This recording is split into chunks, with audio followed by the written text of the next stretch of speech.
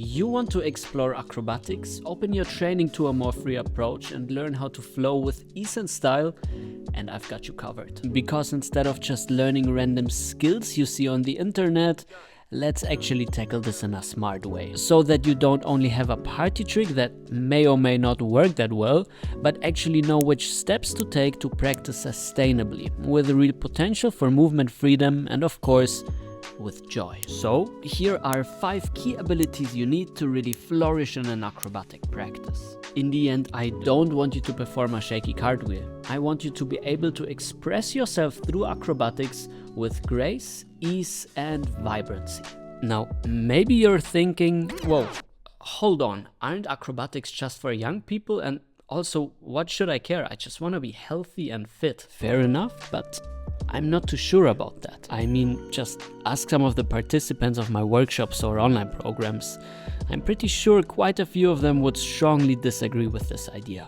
Just keep doing your regular gym routine. We'll be over there really having fun and building resilience and creativity through movement. At the end of this video, I've even got a simple sequence for you that combines all of these 5 abilities. Make sure to stick around. With that said, let's get started. If I had to choose just one ability from this video for you to take away, it would be this one, rolling. Because it's not just a great looking skill, it's a foundational human movement pattern. People across many cultures and disciplines use it, most notably in martial arts or parkour. But beyond that, it's essential for anyone who wants to stay physically capable in older age. And the reason for that is very simple. Falling. The chances that you'll fall at least once in your adult life are pretty much 100%. And the chance of getting hurt doing so, also not that low. So what ability could help with that? You guessed it, rolling. Even though it's a natural human movement pattern, many of us never properly learn it. Some of us are lucky if we were put into something like judo or gymnastics as kids, where rolling is taught early on, but most people don't have that experience. So we go through life without really knowing how to catch ourselves when falling.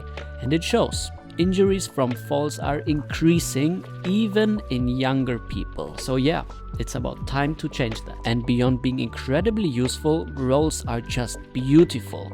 A mix of elegance, power, control, and trust.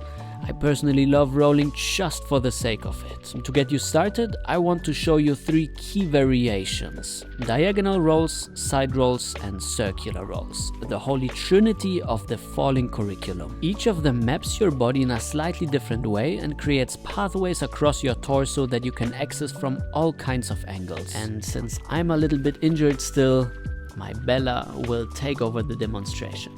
Before we can actually start with any kind of proper rolling, let's first take care of our core set, our core. For the first one, the diagonal, Bella will figure out the pathway from one of her butt cheeks all the way to the diagonal shoulder. As you can see here, her legs go nice and high towards the ceiling and she will use that momentum in order to swing back forwards again. And may I remind you, we want to find this diagonal pathway. Really curve your back to make the roll smooth and not bumpy. The second pattern is this side roll right here. In this one, the most important aspect is to not lose contact with the floor at any given time. Really press yourself into the floor and roll from one side to the next. For the first proper roll, the forwards roll, Bella will find herself on her knee and perform the grandma roll. It's so easy, even your grandma can do it. Stitch your arm towards the side, attach the shoulder to the floor, and again try to find the diagonal pathway all the way to the other side hip. If you can perform it backwards, even better. Because this skill is such an important one, I'd really propose you to practice until it becomes second nature. It might take a little while, but it's worth it. We start taking the grandma roll higher and higher into standing. At first kneeling, pushing your knee towards the front, folding into the floor, and finalizing. Then we start a little higher, knee off the floor, finding the floor directly, and again the diagonal pathway. And lastly, let's try to take it up all the way from standing. Most importantly, fold into the floor, receive the floor nicely, and through a fall, guide the momentum forwards. With time and practice, you can even try to add a little jump at the start to arrive at your leaping diagonal roll. Now the second pattern, we go back again to our side rolling motion. Remember, this time we start from a push-up position, melt down, roll towards the other side and push back up again. The finished version requires you to jump from standing in a sideways motion into the roll, like doing a little cartwheel. It looks quite tough, but it's very easy. And lastly, for the circular pathway, we perform a low mill. From this figure 4 position, fold into the floor and take your leg on a big journey. As you can see, try to spread them as far apart as you can, and on the way up, really use your legs in a mean to get up to sitting. While not being the hardest, this one is probably the most complicated out of the three. And you could even take it up a notch by performing this neck roll in between. But this is really just a proposition. As a final hint, becoming a human ball takes a bit of time. If you feel more like a cube at first, that's completely normal. I've been there too. Practice on a soft surface if you can. If not, just throw a blanket on the floor and maybe wear a hoodie. Alright, before we all get too dizzy, let's move on. If there is one ability that people love so much and really want to learn, it's going upside down. Handstands are everywhere these days, in gyms, parks, social media, and honestly, I think that's great. They look amazing, they feel amazing, and they represent a high level of body control. And the journey towards a handstand is just as valuable, because you build strength, mobility, body awareness, and maybe most importantly, consistency. Now in acrobatics, a handstand is nice to have, but it's not required, because you can absolutely explore inversions and transitions from feet to hands without ever balancing perfectly on your hands. What matters much more is this: you have the strength to support yourself upside down, and you're able to fall and catch yourself safely with trust, because that ability opens the door to a huge range of movements from very simple to quite advanced. And the good thing is, it all boils down to these basic mechanisms that also you can learn. Now, before tackling any kind of inversions, we need to build some proper strength. The journey starts with 30 seconds of pike support. If that's possible, 30 seconds of pike walks. Only then go towards the wall, climb up and try to gather again 30 seconds of balancing. And only then go for handstand taps, again 30 seconds and you're set. After building that strength, let's work on confidence. So Bella will swing up into a handstand and I will grab her hips and simply place them back down again. That's boring, so over time I will propose different pathways so Bella can already experience what it would feel like if she would fall out of control. She tries to swing up as high as she can and I will play with her.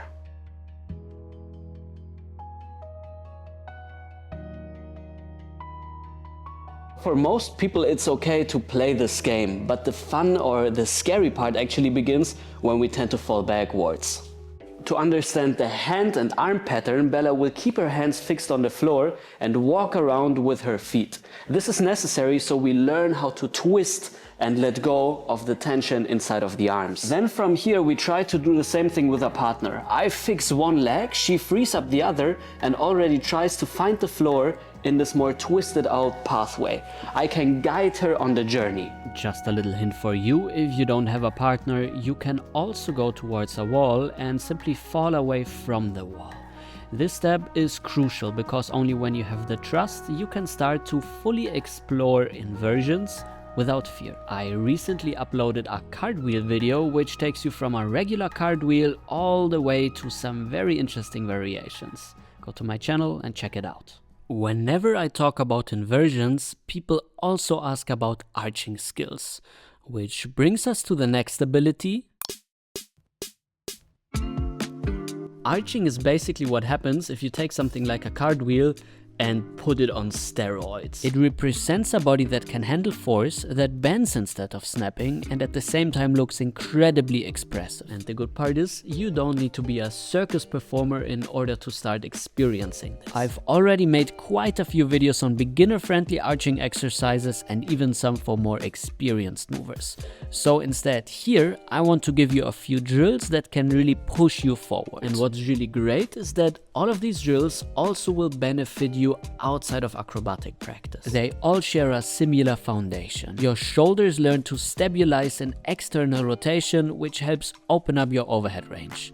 The muscles around your shoulder blades and ribcage get stronger, allowing better force transfer between your limbs and your core. Your spine becomes stronger in extension, giving you that bendy but resilient core set. And your glutes and legs support the whole structure, turning them into something solid you can rely on. The foundational arching shape is that. The hand is elevated, both feet on the floor, and you try to squeeze yourself nicely into this open arch. As soon as you can hold this for 30 seconds in 3 sets, we try to go into the ipsilateral side, meaning on the same side, other leg goes nice and high. And again, if that works for 10 seconds in 3 sets, we can try to figure out the contralateral version, which for most people is the hardest. If you can do that, the next thing to learn is the sissy squat. Lower down as much as you can, then squat back up again. And only if you can do that, then you can also try to perform it full range of motion, but that is already plenty. The fun really starts when you have the basics down, as you then can go for more dynamic variations, like this one right here, or this turnover one. And let me tell you, this is really just the start. If you want to dive deep, then I have some amazing news for you, because currently there is my spring sale. That means all of my online programs with a big discount. If you come late, no problem, just go to my shop and still use the code YouTube10 for 10% off. But hey, I can sit here all day and tell you about how nice the programs are, how much progress you will make, but I think it's better that this is done by some of my students. Hello, my name is Satya. My name is Flo. It was really great to see people all around the world doing the same stuff, trying the same stuff. Most of the other courses just give you these different words. It's like with a dictionary you can't speak, right? I just enjoyed it so much. It really gives me structure, because if I'm just on my own, I don't practice that much. I couldn't have said it better. And if you want to just have a quick sneak peek, simply download my free Enter the Flow program. Link in the video description. Wait, didn't we already cover that in rolling? Well, yes and no, hear me out. Rolling is one way to enter the floor dynamically. There you need to create a structure which you can access through falling. This ability now is more about control, about folding. Think of it like human origami. So going into the floor and standing up again is something we constantly do. Just think about this morning when you woke up and got out of bed, or when looking for that annoying thing stuck under your sofa, the 100th burpee in your CrossFit class. I think you get the point. But once you refine this ability and start adding different pathways, it becomes something much more interesting. In dance and movement, we often call this floorwork, a style of moving that I personally love to bits. It's basically about flowing with gravity and the ground instead of fighting them, like having a dance with them. So let's explore a few patterns you can start playing with. Pattern number 1, super fun and easy, the dolphin dive. Start sitting, reach backwards with your head and guide yourself out of the floor again with your feet. Smooth like a dolphin. Number 2, the back transition. Start in a figure 4 sitting position, fold into the floor, use your arms as windmills in order to change towards the other side, come back up again. From one side smoothly all the way to the other side. Now for the next one we need to focus, so no music. Did you see that? That weird swirl going on there in my knees? Take a look. Swiping back and sliding on my kneecap. Again. Yeah, not too easy, but honestly just repeat this part of the video and you'll be able to figure it out. The rest is then really just the back transition. Now that we've folded ourselves like a pretzel, turned the world upside down, rolled, entered the floor and so much more, there is one thing missing. One ability that so many people fear, but actually the one with the most potential for growth and development. And while not everyone wants to learn flips or twists, hear me out. Because at its core, airborne acrobatics come down to three things: jumping, landing, and what happens in between. Now, most people just focus on this middle part, but jumping and landing are where the real value is for most people. They build power, elasticity, and explosiveness. They turn your legs into something like springs, ready to move in all directions. And because just jumping and just landing is a bit boring, let's add a spin to it. Before we do any kind of crazy jumping, we need to have the basics of jumping and landing down. Simply repeating this a couple times and making sure you can land as soft as a cat. Only then we continue with our partner. Bella jumps, and in the air I give her a slight manipulation. She will try to land as gracefully as she just did now. If she needs to take a step, that is perfectly fine. And if she really wants to challenge herself, why not try landing with just one leg? I know. This is not too acrobatic, I know. And honestly, it doesn't have to be for this section of this video. Just try this game, your legs will love it. Then, of course, if you do want to take it more to acrobatic realms, from this 360 jump, we can slowly go into this little 360 kick, also called or tornado kick. There are plenty of breakdowns here on YouTube, and you know what? Maybe I'll create one in the future. But this is it for this section. Yup, and there you go, you survived flight school.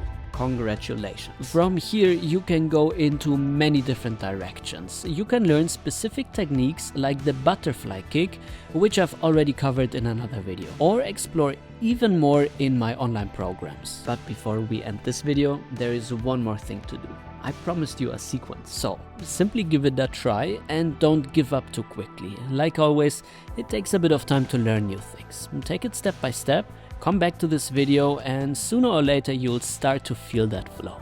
And if you think you really need to be super capable in order to do this, check this out. I was doing the same sequence with a torn groin, so if I can do it, you can too. Now in the end, acrobatics to me is not just about isolated patterns or tricks. It's about how you approach movement. If there is one thing to take away from this whole video, don't be afraid to move. Trust your body, engage in playful practice, and explore what you're capable of. I really hope that you liked this video and that you found new interesting pieces of your movement puzzle. Now please remember to like this video. Also, every comment is being read, so simply go there and comment, and don't forget to subscribe. Now, if you want to see more acrobatic videos, check out this playlist and learn these movements in the comfort of your own home.